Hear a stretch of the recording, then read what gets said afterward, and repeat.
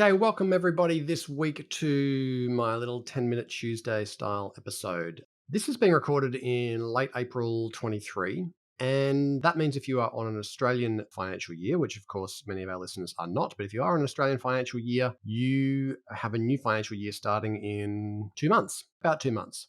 And so this is a really good time for you to be considering what your priorities are for the next couple of months to make sure they're as successful as they can be. So I'm going to talk to you about 10 planning questions that I think will really help you get in a position where you can crush the next financial year. Now, this is not a strategy development session, so I'm not giving you questions to help you develop strategy. I'm helping you with your execution planning. So now my assumption is you've either got a strategy already, or if you want to learn more about how to do a strategy well, then you can go to the scaleupsroadmap.com.au. I have a course on how to develop strategy better. But this is just about, let's assume you're going to be doing stuff already, right? So whether you've got a good strategy and it's really well optimized, or you have no strategy and you're just kind of making it up as you go along, you're going to be doing stuff for the next 12 months.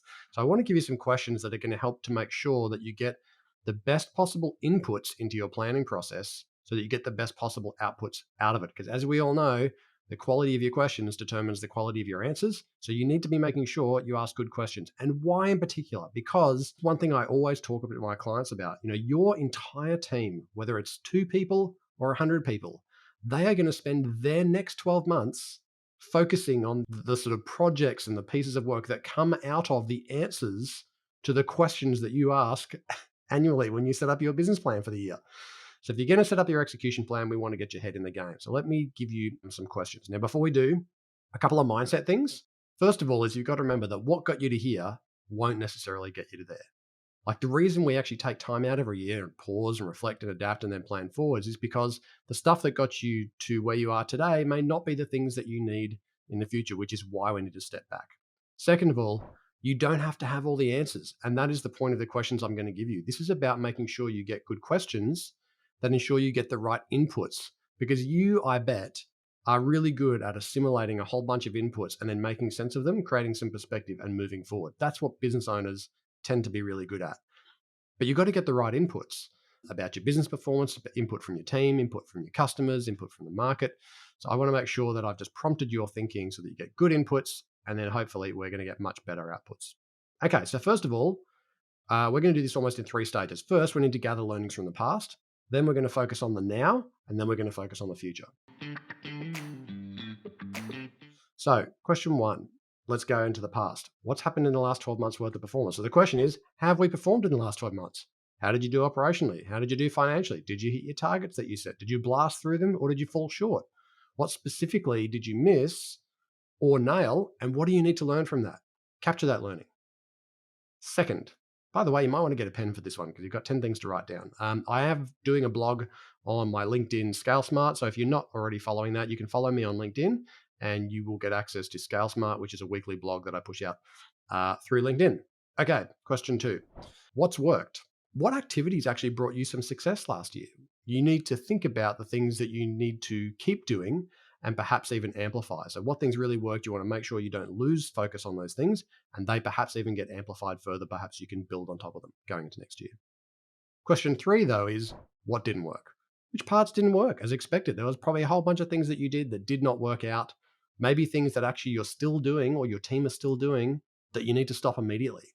Anything maybe where you fell short or it's clearly not creating value, but it's taking up time. You don't want to waste resources on things that aren't working. You need to be able to say no and to stop things to create space for new things. Okay. And then fourth question here is, what should you have done? Like with the benefit of hindsight, what should you have done? If you could rewind time again, knowing what you know now, if you could have this 12 months again, what should you have started doing earlier? It's a really important question. You've now got a whole bunch of hindsight. And of course, everything's all very easy in hindsight, but knowing what you know now, go back 12 months, what should you have started doing earlier given what you know today? I want to make sure that you capture that learning before you go into the now and into the future. Okay, so that is the past stuff. How have we performed? What's worked? What's not worked? And what should we have done earlier with the benefit of hindsight? Okay, so now that's first 4 questions. Next set of questions is all about now. We need to reflect on what's happening right now in your business. Get present. What's happening with your team, what's happening with your customers, what's happening with your market. First of all, let's start with your customers.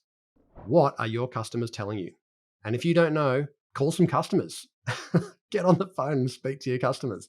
Talk to your team. They've probably got lots of input, but talk to your customers. You cannot move too far away in your business where you forget that actually you need to probably be speaking to at least one customer a week as the CEO of your business. No matter how big your business gets, you have to retain touch with your customers so you know what's happening and what's changing with them.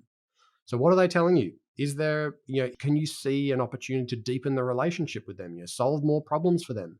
You need to know what kind of problems are on your customer's whiteboard, the stuff that they're going to be trying to tackle this year or that is problematic for them and what's changing in their industries. I'm assuming this is, B2B oriented, and to make sure that your solutions are addressing the biggest problems because that's where your income comes from.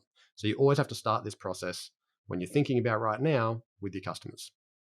Okay, next question, question 6 is what's happening overseas?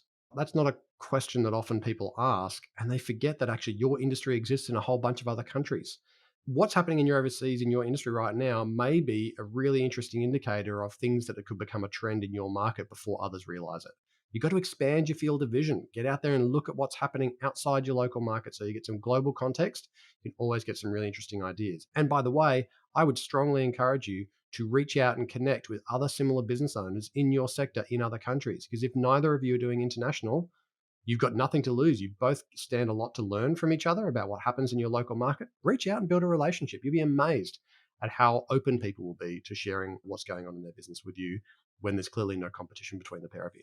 Okay, question 7. What about your team? What are your people telling you that you should prioritize?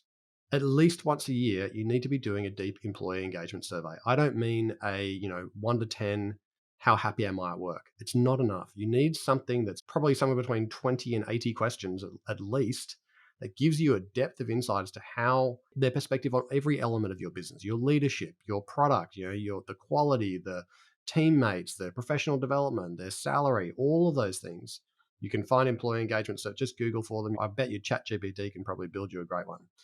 But you need to know what your people are telling you that should be a priority for your business, because the reality is if you cannot help your team succeed, and if you're not giving them feedback and they don't tell you, they're going to leave for things that you could have addressed.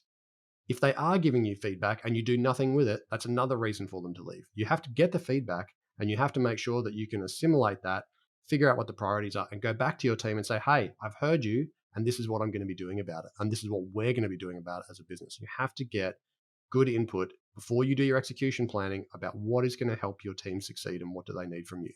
Okay, a last question in this section, question 8, is what's changed internally in your business? So what's changed internally? That could be your capabilities. That could be key people, maybe that you don't any longer have or you do have now. So maybe you've got some new capability. Maybe your systems have changed and the scalability of them. Maybe you've got new constraints that you didn't have 12 months ago. Maybe you've got new factors that are influencing your business.